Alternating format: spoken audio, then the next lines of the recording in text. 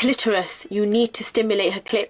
Women, you yourself, if you observe and you like, you know, during sex or even after sex, look at your clit, you'll realize how it grows in size. It's very fascinating, actually, how it grows in size and it becomes hard, like a man's penis. That's how you know that you've actually been stimulated the right way.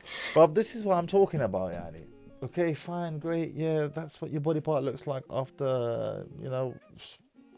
We don't want to know. Why do I have to visualize what your being looks like, sister? Please, Yani, why? Why did you put that image in my head? Why did you put that image in the head of 190,000 people who saw that video on TikTok? Why did you have to do that to me? I need therapy at this point, bruv. I see this video and I think to myself, boy, this is embarrassing for her current or future husband. And I'd imagine that the sister is single. And this is embarrassing for her family at this moment in time right now, having to visualize her private parts. And I would ask you at this point, if you're enjoying the video, then smash the like button with your head or your nose. But there's nothing to like about this, quite frankly. Men also need to realize that a woman is not going to respect you if you don't meet her needs, especially her sexual needs. If you don't meet her sexual needs, she will look at you like you're inadequate and you're useless. And she won't respect you. She will subtly disrespect you, and it will be on an unconscious bias that she's doing this. Consciously, she won't go out her way to disrespect you. It's the resentment that she's built over time from you constantly rejecting her, where she now struggles to even speak to you in a normal manner. Everything she says and everything she does is in a very disrespectful manner. You might ask her to pass you something, she might throw it at you instead of just passing it to you like a regular person. She's not doing that on a conscious level. Subconsciously, her resentment and hatred for the fact that you're not meeting her needs and you're the only person she can get her needs from is suppressing her, is rejecting her, is oppressing her, because this is a form of oppression. Your husband refusing to have sex with you without any valid reason, constantly, over and over again, is a form of repression. You're seeing awkward looks on my face, awkward expressions on my face, because this is awkward to hear this type of chat from a hijabi online on TikTok. These are the types of discussions that need to take place between women in private.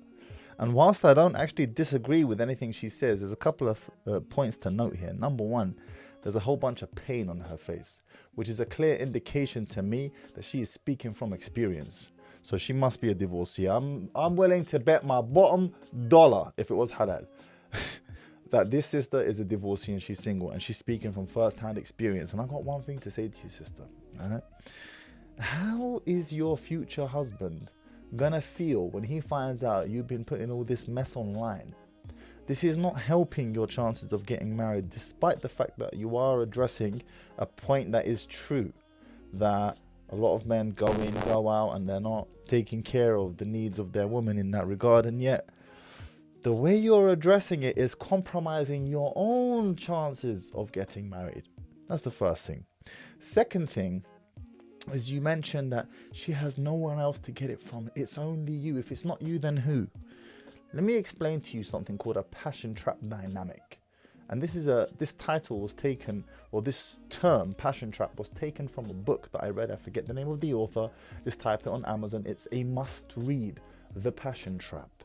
When you have a man and a woman together in a relationship and one of them is more needy of the other's attention, affection, whatever the case may be, they can start to push the other person away because the other person is getting the ick. They're getting icky. They're feeling icky by the amount of demands that you are placing upon them. And as a result of that, they pull away even further. And when they pull away even further, you start becoming anxious and you start demanding and requesting even more from them. And yes, this can affect you sexually as well. This can put a man or a woman off, especially women, when men are too needy on women, but the other way around as well. Submission happens in the bedroom. When a man is able to fully meet a woman's sexual needs in the bedroom, that's when a woman is willing to fully submit herself to you and do things that she probably, in her wildest imagination, before being married, would have not done. Because this is how women are in our nature, where we are malleable human beings, agreeable, where we can have certain standards, yet if a man is able to meet our needs, all of our needs, then we are more than willing to compromise on that standard, which men don't realize. You cannot demand respect off of your woman. She's not going to respect you if you've not earned it. You have to earn the respect, and that's the truth. I'm laughing, brother, because you know what, yeah, as awkward as this is hearing it from this sister, she didn't miss with that one, rude boy. And that's the problem, because the male ego will have you thinking you're good in bed and... Do you know how I know? Because my willy drives girl crazy.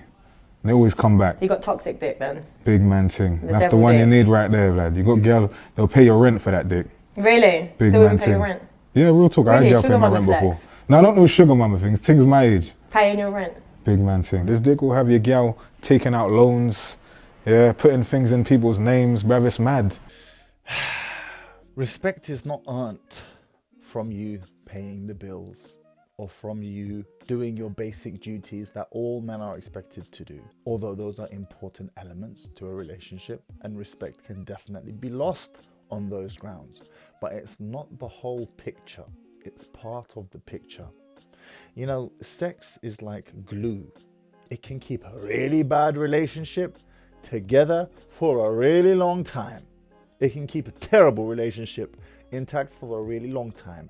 Equally, lack of sexual fulfillment in a relationship can destroy even the best of marriages.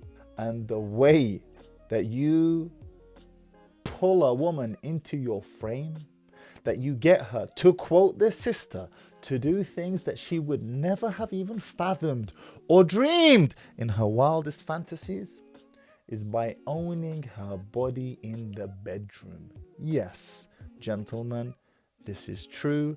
She is right. And your women will do things for you that they would never have imagined in a billion years. All that feminism crap goes out the window. Women are like IKEA furniture. You don't find them in the way that you want them. You find them in parts, and your job is to assemble that piece of furniture together in the right way. And one way that you assemble this piece of furniture, your woman, in the correct manner, is by owning her body in the bedroom. To quote our brother AbuAmerican, your duty is to alpha widow your woman in the first 3 months. Alpha widow meaning, if you were to go your separate ways, the memory of you will forever be imprinted on her mind. That's your duty, your obligation. How do you do that? By buying her roses and flowers and taking her on holidays? On the contrary, if you do all of that and you're not owning her body in the bedroom and doing what needs to be done there, the flowers and the gifts and the holidays will make her hate you. Why? Because she begins to hate herself for not liking you, for not respecting you, despite all of these things you do for her. And she starts to resent herself. And because she resents herself, she projects that emotion onto you as the root cause of this discontent or of this hatred, low-key hatred that she has for herself. Am I not normal? Why don't I like him? He's such a good guy. Once a woman has experienced her first orgasm, you now have to make sure that you go in slow and you pace yourself. Pace yourself. Do not go in like a bull. It's going to cause injury regardless of whether she's orgasmed. And then you inevitably build it up on the cue of the woman. She will let you know. Like, a woman doesn't have to verbally let a man know that, oh, I want you to now pace it up.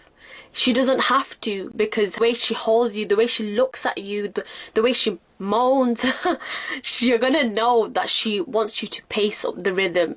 Once a woman has I don't know, bruv. I find this proper icky. Yeah, I'm just trying to imagine my daughter talking like this online.